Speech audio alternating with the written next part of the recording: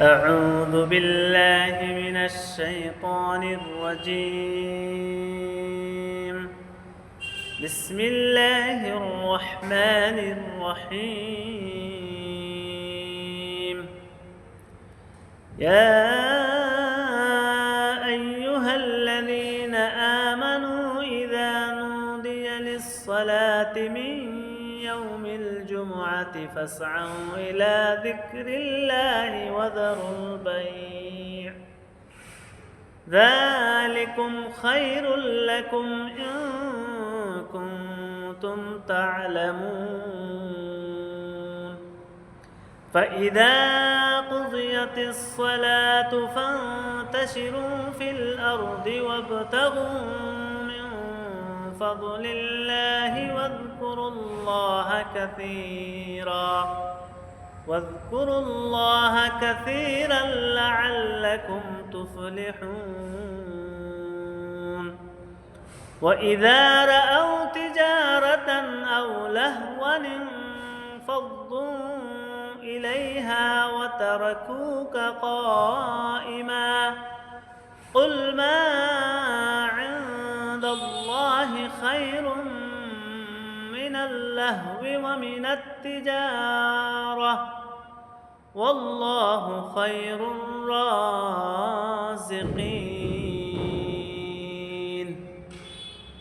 উক্ত আয়াতে মহান আল্লাহ তাআলা ঘোষণা করেছেন যে হে ঈমানদারেরা, যখন জুমার দিনে জুমার নামাজের জন্য যখন আজান দেওয়া হয় তখন তোমরা জুমার নামাজের জন্য তোমরা দৌড়ে যাও, অর্থাৎ জুমার নামাজের জন্য তোমরা প্রস্তুতি গ্রহণ করে জুমার নামাজে চলে যাও এবং তোমাদের বেচা কিনা সব ছেড়ে দাও, বন্ধ করে দাও, এবং এটি তোমাদের জন্য উত্তম যদি তোমরা তা জানতে পারতে। এবং যখন জুমার নামাজ শেষ হয়ে যাবে তখন তোমরা দুনিয়াতে ছড়িয়ে ছিটিয়ে পড়ো এবং আল্লাহর পক্ষ থেকে তোমাদের জন্য যে রিজিক নির্ধারিত করা হয়েছে সেই রিজিক তালাশ করতে থাকো। তারপর আল্লাহ তাআলা বলতেছেন তোমরা আল্লাহর পক্ষ থেকে রিজিক তালাশ করো এবং বেশি বেশি করে মহান আল্লাহ তাআলার জিকির করো যাতে তোমরা সফলকাম হতে পারো।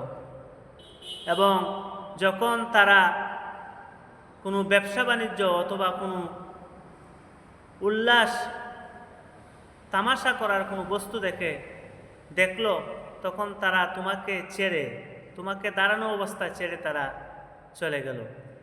হে রাসূল, আপনি বলে দিন মহান আল্লাহ তাআলার কাছে যা আছে তা তোমাদের ব্যবসা বাণিজ্য এবং এই উল্লাস থেকে সর্বশ্রেষ্ঠ, এবং আল্লাহ তাআলা হচ্ছেন সর্বোত্তম রিজিক দাতা। এই আয়াতগুলোতে মহান আল্লাহ তাআলা জুমার বিধিবিধান এবং এর পারিপার্শ্বিক বিষয় নিয়ে আলোচনা করেছেন। জুমার দিনে যখন আজান হয়ে যায় তখন সকল প্রকার বেচাকেনি, ক্রয় বিক্রয় এবং এমন কাজ যে কাজ জুমার নামাজে যেতে বাধা সৃষ্টি করে এই সমস্ত কাজ করা সম্পূর্ণ নাজায়েজ।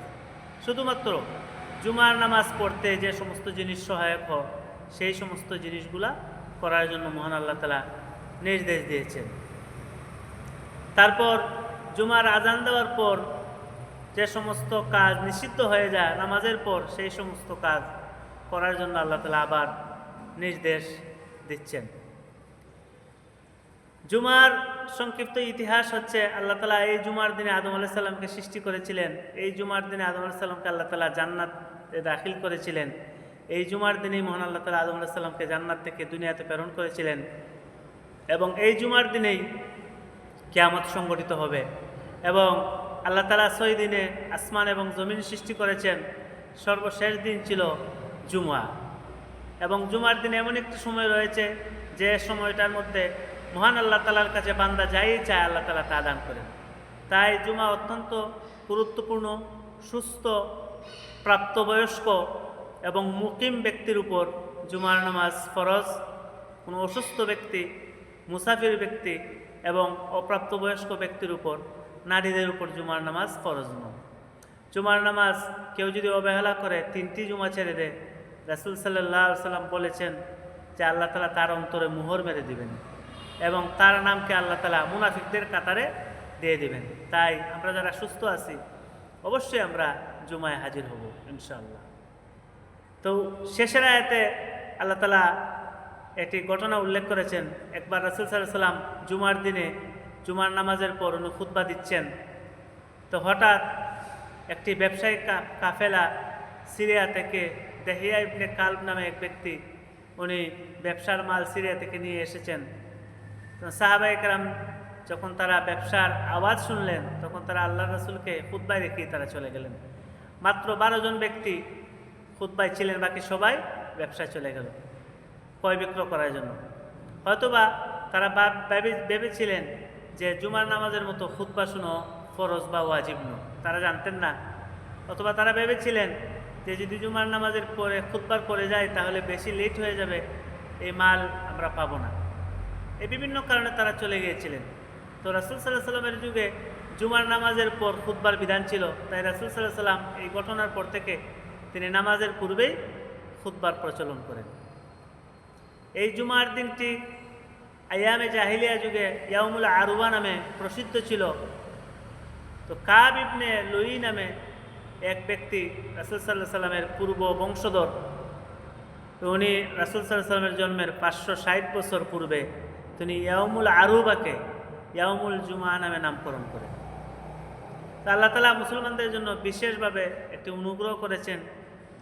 ইহুদিরা তারা তাদের ইবাদতের জন্য শনিবারকে নিয়েছে এবং খ্রিস্টানরা তারা রবিবারকে নিয়েছে, এবং আল্লাহ তাআলা মুসলমানদেরকে জুমার দিনটি দান করেছেন।